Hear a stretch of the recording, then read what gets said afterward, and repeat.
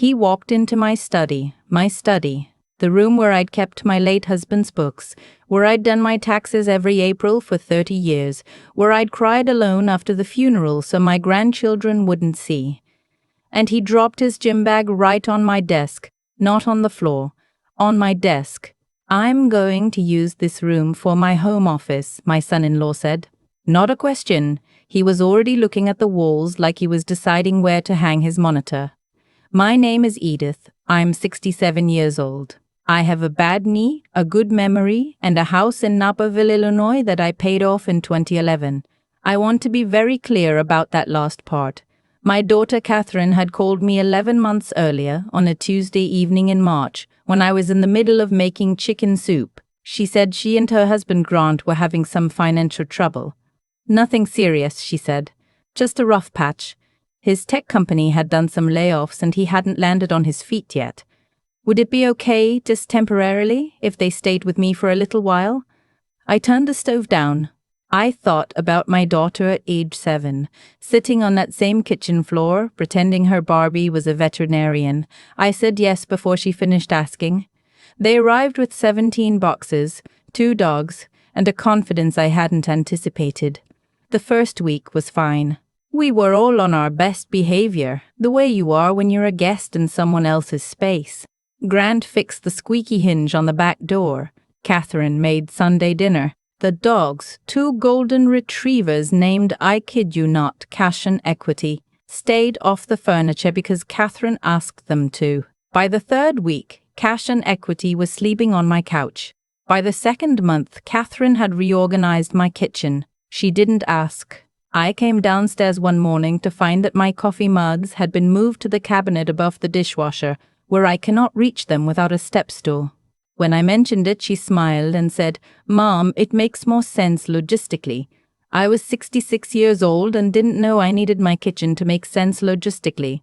By the 4th month, Grant had claimed the garage for his workspace. He was doing freelance consulting, he said, and needed a professional environment. He put a lock on the garage door. My garage, where my car had lived for 22 years. I started parking in the driveway. I told myself it was temporary. I should tell you a little about who I am, because it matters for the rest of this story. I grew up in a small town in Ohio, the eldest daughter of a hardware store owner. My father believed in 2 things, work and silence. You did the work and you didn't talk about it. You didn't brag. You didn't complain. You kept your head down and you built something. I met my husband Gerald at a community college night class in 1982. We were both 23. He was studying accounting. I was studying business. We married 2 years later, moved to Illinois, and started a small commercial cleaning company with a used van and Gerald's brother's pressure washer. Gerald died in 2009. Pancreatic cancer 9 weeks from diagnosis to the end. He was 50 years old. By that point, what had started as a 2-person operation with a used van had grown into a facilities management company with 43 employees and contracts across the Chicago metro area. Gerald and I had built it together. He handled the finances, I handled operations and client relationships. After he died, I ran it alone. I never told Catherine the details. She knew her parents had a business. She knew we were comfortable. But Gerald and I were private people. We didn't discuss money at the dinner table. We drove sensible cars and took 1 vacation a year. We lived in the same house we'd bought in 1989. That was my father's lesson. You do the work. You don't talk about it. It was a good lesson. Right up until it wasn't. The day Grant walked into my study with his gym bag was a Monday in February, 10 months after they'd moved in. I was sitting at my desk writing a letter, an actual letter by hand, to a client who was retiring after 30 years of working with our company. I had a cup of tea and the radio on low. He didn't knock. "I'm going to use this room for my home office," he said, and set the bag down on my papers. "The light is better in here, and I have a video call at noon." I looked at the bag on my desk. I looked at him. I said very quietly, "Grant, this is my study." He waved his hand. "You can work at the kitchen table. You don't really need all this space." He was already looking at the window, measuring something in his head. I picked up his gym bag and held it out to him. "I have a call at noon too," I said. He looked at me for a moment, surprised, I think, that I'd said anything at all. Then he took the bag and left without another word. I sat back down. My hands were shaking slightly, not from fear, from something I hadn't felt in a long time. I called my attorney that afternoon. His name is Howard, and he has been handling my legal affairs for 19 years. I told him I needed to review my estate documents and look into some other matters. "How soon?" he asked. "Thursday," I said. What I found when I started paying closer attention was worse than a gym bag on a desk. Grant had been using my Amazon account, which was linked to my credit card for household purchases, to buy things that were not household purchases. A standing desk, a second monitor, a Bluetooth speaker, a sous vide machine, a leather office chair that was currently sitting in my locked garage. Small charges, spread out, easy to miss if you weren't looking. Over 8 months, it totaled just over $4,000. Catherine had added herself to my Costco membership as the primary account holder and had been using the pharmacy discount for her prescriptions, which was fine. I had told her she could do that, but she had also quietly signed up for a Costco credit card under the membership and was using it independently. She hadn't told me. I sat at my kitchen table at midnight with my reading glasses on and my laptop open, and I went back through 11 months of statements. It was all small enough to explain away. That's the thing. If I had brought it up, any single item, there was a story ready. The Amazon charges were for the house. The Costco card was just easier. None of it was dramatic. None of it announced itself as what it was. But I knew what it was. I thought about my father, standing behind the hardware store counter, quiet and careful. I thought about Gerald bent over the books at our kitchen table late at night, glasses pushed up, adding columns by hand. I had worked too hard and too long for too many years to pretend I didn't see what I was seeing. The morning, everything changed. It started with the coffee mugs. I had put them back where I wanted them. The cabinet to the left of the sink, the one I can reach without a step stool. I'd done it twice before. Both times they'd quietly migrated back above the dishwasher within a day or two. On this particular Thursday, I came downstairs at 6:30 to find not only had the mugs been moved again, but my percolator, the one Gerald and I bought on our honeymoon at a little shop in Vermont, the one I have used every single morning for 40 years, had been replaced on the counter by an espresso machine. My percolator was in the cabinet under the sink. Catherine came downstairs at 7, cheerful, pulling her hair up. "Oh, good, you found the Nespresso." "Grant got it because he said the coffee you make is too weak." She paused. "It takes those little pods. I'll show you how it works." She was going to show me how the coffee machine in my kitchen worked. I looked at her for a long moment. She was wearing the fleece robe that had been hanging on the back of my bathroom door for 3 months. I hadn't said anything about that either. "Catherine," I said, "I want to talk to you and Grant tonight, after dinner." She looked up. Something crossed her face. A flicker of something. "Sure, Mom. Everything okay?" "I think we're overdue," I said. I spent that day making 3 phone calls and printing 14 pages of documents. The first call was to Howard to confirm our plan. The second was to my accountant, Diane, who I had also looped in the week before. The third was to my property manager, a man named Stuart, who handles the 6 rental units I own in Elgin and Waukegan, properties that Catherine and Grant had no idea existed because they were purchased under my company's holding LLC and managed entirely by Stuart's office. I want to be honest. I had spent a lot of years being quiet. I had spent a lot of years letting things go because it was easier. I had told myself that patience was wisdom, that keeping the peace was kindness. What I understood, sitting at my desk that afternoon with the documents in front of me, was that I had confused patience with avoidance. They are not the same thing. They came to the kitchen table at 8 o'clock that evening. Grant had a beer. Catherine had her chamomile tea. They sat down looking slightly cautious, like they'd been whispering in the hallway before they came in. I had my folder on the table. I hadn't opened it yet. I started simply. I said that when they moved in, we had agreed on a temporary arrangement while they got back on their feet. 11 months had passed. I wanted to know what their plan was. Grant leaned back. He had a way of taking up space when he talked, shoulders wide, elbows out, that I had noticed when Catherine first brought him home 12 years ago. The consulting is picking up, he said. But the market is what it is, Edith. We're doing our best. I appreciate that, I said. I want to talk about some specific things. I opened the folder. I placed the Amazon statement printouts on the table. I had highlighted the relevant items, not aggressively, just clearly. I went through them one by one. The desk, the monitors, the chair that was currently in my locked garage, the sous vide machine he had used exactly once. The color left Grant's face slowly, the way light leaves a room at dusk. Those were for the house, he said. They're in your home office, I said. In my garage. I kept my voice even. And the Costco card? Catherine set down her tea. Mom, I was going to tell you about that. I know, I said. But you didn't. I let the silence sit for a moment. I want you to know that I am not angry, I said.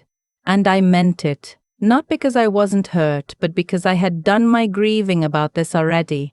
Alone at midnight, with my reading glasses on and a too-cold cup of tea. I was past anger. I was at clarity. But I need you to understand something about where we are. I reached into the folder and placed a single document on the table. It was a summary Diane had prepared. Not detailed, but clear enough. My company's current valuation, the rental properties, my retirement accounts, the figure at the bottom of the page. Neither of them spoke. I have worked for 43 years, I said. Your father and I built this together. After he died, I ran it alone. I live the way I live because I choose to, not because I have to. I paused. And I need you to understand that I see everything. I always have. Grant was looking at the document like it had said something offensive to him. You never said anything, Catherine said finally. Her voice was different now, quieter. No, I said.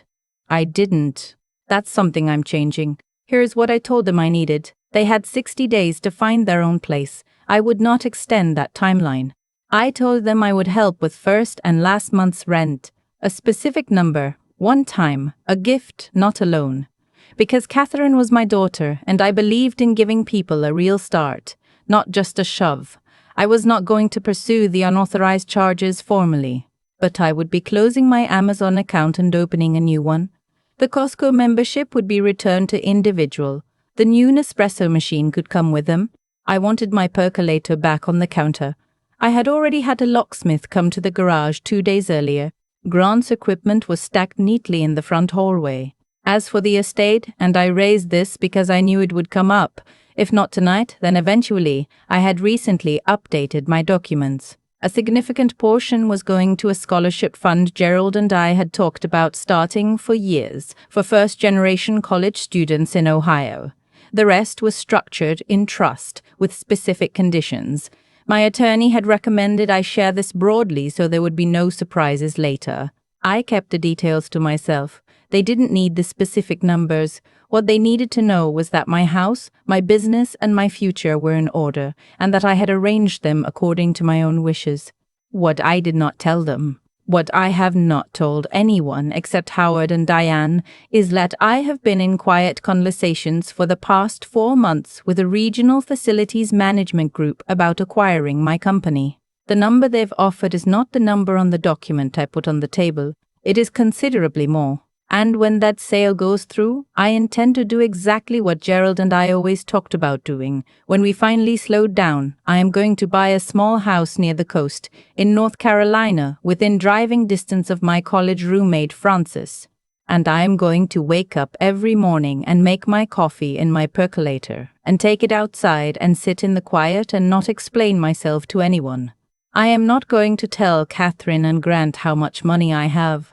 I learned that lesson from the top comment on somebody else's story. Some information is not anyone else's business, even family, especially family.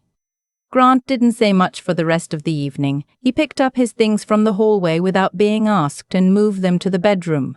Catherine sat with me in the kitchen for a while after he left. She cried a little. I handed her a tissue and didn't tell her everything was fine because I wasn't sure yet that it was. I told her I loved her. I told her I had always believed she was capable of more than she'd been doing lately. I told her that a fresh start in their own place might be the best thing that had happened to them in years. She looked at me for a long moment and said, "I didn't know, Mom, about all of it. I'm sorry." I think she meant it. I hope she meant it. What I know is this. I spent 43 years building something real. I spent too many of them making myself smaller to make the people around me more comfortable. I moved my own coffee mugs back 3 times without saying a word. I parked my own car in my own driveway and called it fine. My father used to say that a quiet person is not a weak person. He was right, but he left out the second half. A quiet person still has to speak eventually, or the silence gets mistaken for permission. They moved out on a Saturday in April.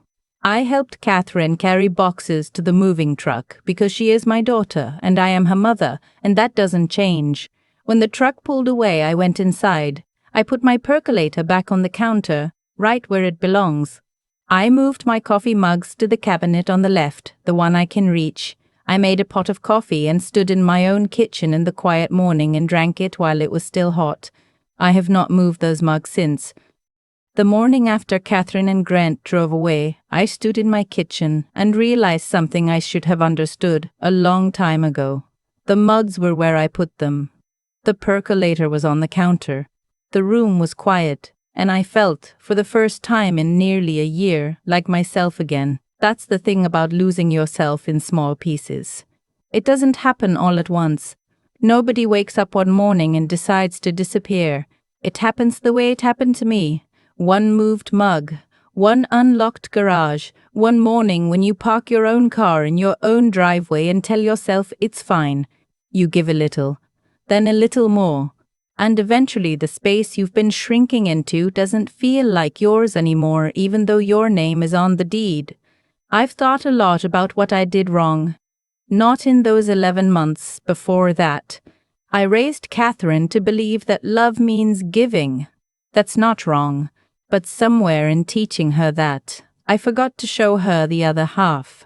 That love between adults has to go both directions, or it stops being love and starts being something else. When I never said no, when I never drew a line, I didn't teach her patience or gratitude. I taught her that I had no edges, that I could be moved wherever was convenient. Grant didn't come into my house as a villain. He came in as a man who had figured out correctly that I would not speak. Every charge on that Amazon account, every piece of equipment in my garage. He wasn't being reckless, he was being logical. I had shown him 11 months in a row that there were no consequences. That is not his failure alone. That is something I have to sit with. What changed wasn't the folder. It wasn't the attorney or the accountant or the document with the number on it. What changed was a decision I made at midnight, alone at my kitchen table, with my reading glasses on. I decided to stop pretending that silence was the same as peace. It isn't. Silence is just silence. Peace is something you have to actually build. I think about Gerald sometimes and what he would have said. He was a quiet man too.